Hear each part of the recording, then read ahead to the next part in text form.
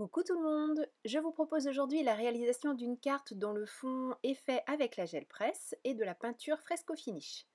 Je profite de ce début de vidéo pour vous dire que tous les liens vers les couleurs utilisées, les produits, vous les trouverez dans le blog et je vous mets bien sûr le lien directement sous la vidéo. Alors cette carte m'a été inspirée hier soir en buvant une tisane tout simplement parce que la tisane que j'ai bu, l'étiquette du sachet était vraiment super mignonne.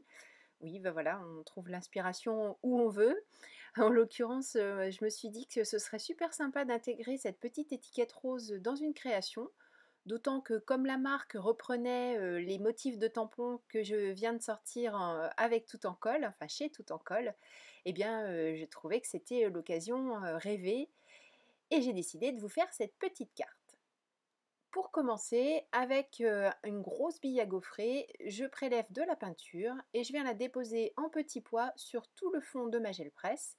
Alors je crée un papier bien plus grand que celui dont je vais réellement avoir besoin, mais j'aime bien avoir des papiers d'avance pour créer rapidement. Quelquefois on n'a pas beaucoup de temps, on n'a pas le temps de sortir forcément la gel presse, ou alors ça donne des idées pour faire d'autres créations. Enfin voilà, en tout cas j'en fais plus que ce dont j'aurais besoin, mais bien sûr je ne jette pas le surplus.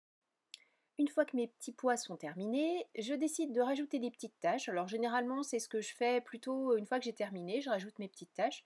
Mais là j'avais envie d'essayer, voir un petit peu la différence que ça pouvait faire. Et bien ça en fait une, tout simplement parce que une fois que le papier est en place, alors j'espère que ça se verra sur les photos de fin, mais on a vraiment l'impression d'une incrustation des petites taches en fait. Plutôt que de se déposer en surface forcément comme ça le fait, comme on le fait quand on le fait d'habitude, avec un certain relief, et bien là on a vraiment l'impression d'une incrustation comme si on avait fait de la résine.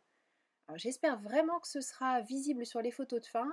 Si vous avez la gel presse, eh bien faites la tentative, faites les deux d'ailleurs, faites les petits pois une fois que vous avez fini votre papier et faites-les sur la gel presse et vous allez voir, il y a une réelle différence. Je travaille maintenant avec une très fine couche de peinture que j'étale au rouleau et que je viens travailler avec un... En fait c'est un peigne, hein, d'un côté on a un outil bois, de l'autre côté c'est comme un peigne. Et je fais des mouvements circulaires pour faire des petits traits. La couche de peinture est super fine, je peux continuer tout de suite avec une autre couleur, même si là à la caméra on a l'impression que c'est la même, c'en est bien une autre, un petit peu plus soutenue, que j'étale en couche un tout petit peu plus épaisse mais guère plus, je veux juste que ce soit couvrant. Et j'applique mon papier. Je passe mes mains pour bien faire adhérer le papier et prélever toute la peinture. J'en profite pour vous montrer ce que j'utilise, mais une fois de plus, vous retrouverez bien sûr tous les liens dans le blog.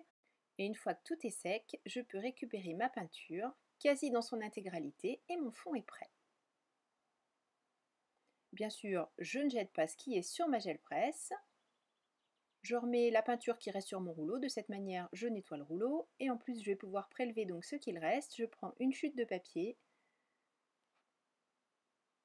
et je crée un mini fond que je pourrais utiliser par exemple pour des ATC.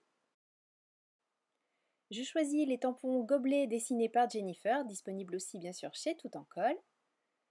J'ai choisi de masquer la petite étiquette tout simplement parce que je vais mettre un autre motif. Donc je l'ai masqué avec de l'adhésif, je pose mon encre et surtout je n'oublie pas de retirer l'adhésif.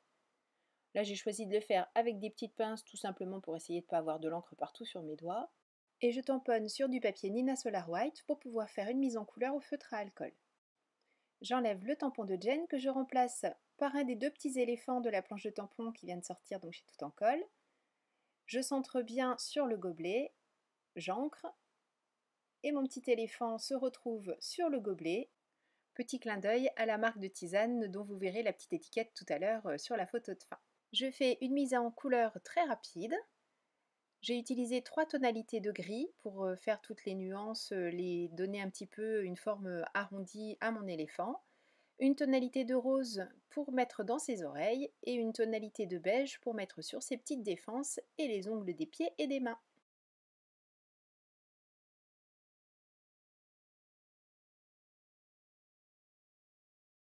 Comme vous l'avez remarqué, pour les oreilles, j'ai choisi de d'abord mettre le gris très clair et ensuite seulement j'ai mis le rose de manière à l'atténuer un petit peu et faire en sorte que les oreilles ne deviennent pas le point de mire mais juste fassent bien partie de l'éléphanto.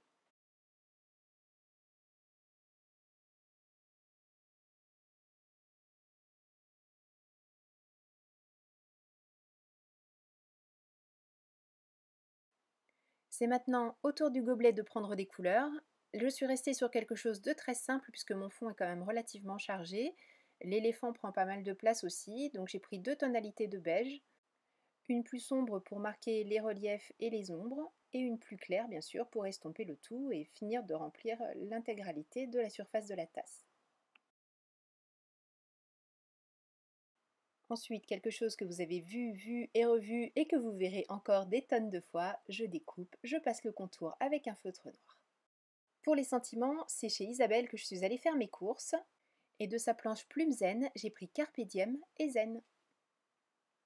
Je vais les intégrer directement au fond. Pour ça, j'utilise ma presse de précision, toujours pour éviter de faire des bêtises, ou au moins, si j'en fais, pouvoir retamponner exactement au même endroit. Je mets le motif qui n'est pas encore collé pour repérer un petit peu là où je souhaite mettre les tampons.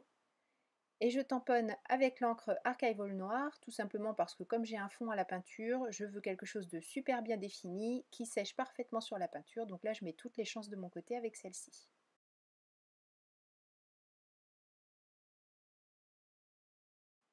Le tamponnage réalisé est parfait du premier coup, tant mieux, on peut passer à la suite. Voici enfin la petite étiquette qui m'a inspiré toute la carte. Je vais l'insérer dans le gobelet sous le couvercle. Je fais une petite incision avec mon scalpel. Je passe la ficelle de l'étiquette au travers de cette incision et je fixe à l'arrière avec un petit morceau d'adhésif et je coupe bien sûr ce dont je n'ai pas besoin. J'en laisse suffisamment long quand même parce que je veux faire une sorte de petit zigouigoui avec la ficelle. Je vais la laisser faire ce qu'elle veut en fait et faire en sorte que ça soit un petit peu vivant et pas trop figé avec de la colle. Pour mettre du volume, un petit peu de relief, j'utilise de la mousse adhésive. Alors je n'ai pas lésiné tout simplement parce que je ne souhaite pas que tout s'écrase lors du voyage par la poste. J'enlève d'abord toutes les protections qui sont derrière la tasse, mais pour l'instant je laisse celle qui est derrière l'étiquette pour n'avoir qu'une chose à m'occuper à la fois. Ah oui, j'avais oublié derrière la petite paille. Voilà, c'est réparé. Je centre mon motif. Et maintenant je peux m'occuper de l'étiquette. Et voilà! Pour la base de carte, j'ai choisi un papier couleur craft que je fixe avec mon escargot de colle Crafters Companion. Je fais la petite marge comme j'aime bien le faire chaque fois. Et ensuite, je coupe, je plie et le tour est joué. Voilà, cette petite carte est terminée. J'espère qu'elle vous plaît. En tout cas, j'ai eu beaucoup de plaisir à vous la présenter. Et je vous le rappelle, vous avez tous les liens vers le matériel utilisé dans l'article blog dont le lien se trouve sous cette vidéo. Merci beaucoup à tous de votre fidélité, c'est toujours un vrai bonheur de vous retrouver. Merci beaucoup de tous vos commentaires. J'ai pris énormément de retard ces derniers temps dans la réponse aux commentaires. D'ailleurs, je ne vais pas pouvoir répondre à tout le monde. Je vais reprendre le rythme là, faire quelque chose d'un peu plus régulier. En tout cas, merci beaucoup de votre gentillesse et de tous ces jolis partages que vous m'offrez. Je remercie également les personnes qui nous ont rejoints, donc les nouveaux abonnés. Et je vous donne rendez-vous très bientôt pour une nouvelle création. Surtout d'ici là, prenez bien soin de vous, créez et partagez autour de vous. Gros bisous, bye bye.